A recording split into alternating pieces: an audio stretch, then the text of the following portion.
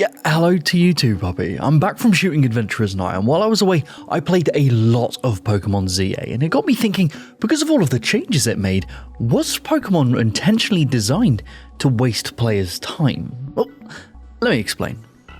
And I see this as someone who doesn't really consider themselves a Pokemon superfan. Yes, I do own 2 of every mainline game in the series, but that's besides the point. What I'm trying to say is that I like Pokemon, and I'm not trying to dog on it in any kind of way. I've just seen some interesting design shifts in the recent ZA that are counter to previous trends for the series from the last 3 decades. But first, what do I mean by wasting player time? With nearly all Pokemon games, small design decisions add up over a prolonged period of time that lead to a lot of wasted time for the player, and this can be seen all over the place, from the micro moments even to its core mechanics. Now, before the JRPG Death Squad descends from the heavens because they just finished killing God with the power of friendship and Reddit posts, I have no issue with turn-based game pacing. It's slow, but that's the whole point. The nature of taking turns to attack, buff and heal affords players the time to strategize as slow or as fast as they desire. Yes, the menuing need to host this plethora of options incurs a whole host of interaction costs or button presses, but that's the trade-off for having a complex multi-character battle system. Turn-based games are slow, that is true, but as a necessity. Random encounters, on the other hand, can eat the fattest part of my ass. There's a reason why in Pokemon Let's Go Pikachu and Eevee they took random encounters out completely and replaced them with visible Pokemon walking around that could be provoked via direct contact. This allows players to hunt and then choose exactly what they want to engage with without being randomly interrupted. Well, you're not a random encounter, you've been here the whole time, mate. I can literally see you with my peepers. But that is a good point though. I'll show you what it used to look like because you're kinda young. Now let's use Pokemon Fire Red on the GBA as a baseline for all of the examples going forward to see how they did things back in the olden times. While walking in most tall grass, there is roughly an 11% chance per step to randomly encounter a wild Pokemon. So effectively, a 1 in 10 chance for every step you take, regardless of whether you want to fight or not. Once the enemy is engaged, it takes 8 full seconds for the battle intro scene to play out before you can do anything. And let's say you want to escape because you're beelining it towards your next location, or these enemies are beneath you due to your team's level. Well, wait that 8 seconds for that bastard Zubat to fly in, then 3 interaction costs just to get out of it so you can walk 3 steps forward to randomly count another one, the twat, unless you want to go buy a repel with your hard-earned cash, which is just Game Freak selling you a solution to a problem they themselves created like the Ekans oil salesman they are. Now, if you prefer random encounters, I genuinely want to hear from you, because in my eyes, from a design and a player perspective, targeted visual encounters are infinitely superior, and the devs seem to agree as they've started to make this shift in nearly all mainline games after 2018. But the question is, why did it take them 22 years to make this shift? Was it a lack of technological advancements in handheld systems, making it not a viable option till the Switch came along, or an adherence to tradition for the series? But back to the main topic. These seconds lost in random battles are tiny amounts of time individually, but you'll be seeing them hundreds, if not thousands of times in a single playthrough, accounting for hours upon hours of gameplay, and this extends to every corner of how the game operates. The 8 seconds to begin an enemy encounter will repeat that every time a trainer brings out a new battle rap for you to turn into a quiche. It takes 11 seconds to heal your Pokemon at a Pokemon Center, pushing a boulder, casting strength takes 7 seconds, and you have to do this every single time you enter a new screen. Thank God there are no caves entirely based around kicking rocks with multiple levels. It's 5 seconds wasted, 15 here, 24 there. It's just littered with purposefully long interactions that slow the game to a crawl. Okay, yeah, that's not to say that slowing a game's pace can't be beneficial. For example, I've seen a lot of people complain about how late in mainline games you tend to obtain the ability to fly, and how that makes backtracking tedious, but that's the entire point. Flying only becomes as satisfying as it is based on the juxtaposition of time that you spend without it. That's not wasting the player's time, that's just good game design. The same for the time it takes for text to unfold that can't be skipped. A common complaint, yes, but this feels intentional to encourage full digestion of the story being presented. There are times where this makes sense and feels intentional, and others where it feels needlessly stretched thin. But again, are these micro-mechanical time wasters a necessity for elements to load correctly due to hardware restrictions, or are they intentionally placed there to buffer player playtime overall? You can put away the hat, it's not a conspiracy, it's just a simple question. Because as we've progressed through the generations of games and hardware improvements have been made, these time wasters have remained, and sometimes they've even got worse in some areas in the case of Black and White. But to give Game Freak their dues, there has been an attempt to rectify these small issues over the years, just slowly. Text box speeds have sped up dramatically at the player's request, user interface improvements have cut down on interaction costs, and random encounter rates remain largely the same, but as mentioned before, they've attempted to move away from this with targeted encounters instead, which I massively respect over what other traditional JRPGs see as a solution.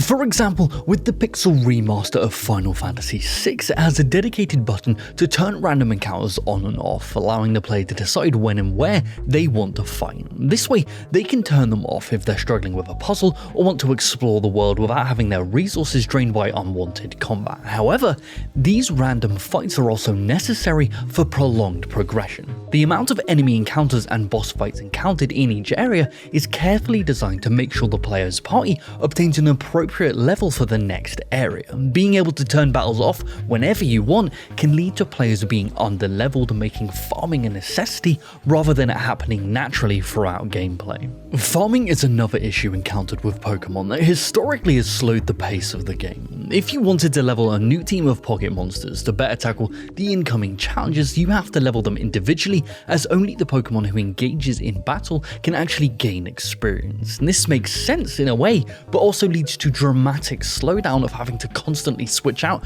or individually level specific Pokemon. Now, this was mitigated early on by the introduction of EXP share, which once acquired would split the single EXP gained by a single Pokemon across all 6 party members, so it was really slow and you had to catch 1/3 of all of the Pokemon in the game before it even became available, so it was pretty meh all around. This then evolved over the years from becoming a held item to now a party-wide, permanently applied feature to ease the woes of mindlessly grinding. And speaking of grinding mindlessly, farming for levels is still a slow process, but that grind is part of the fun and is commonplace in many JRPGs. However, other games have attempted to make farming easier where Pokemon never has. For example, in Bravely Default, there are features to make your team auto-battle with a single button press and ways to multiply the game's speed up to 4 times, making farming a breeze rather than an interaction cost nightmare chore. And even though there is a kind of auto-battle feature in Violet and Scarlet where Pokemon will run off, attack random Pokemon and pick up items,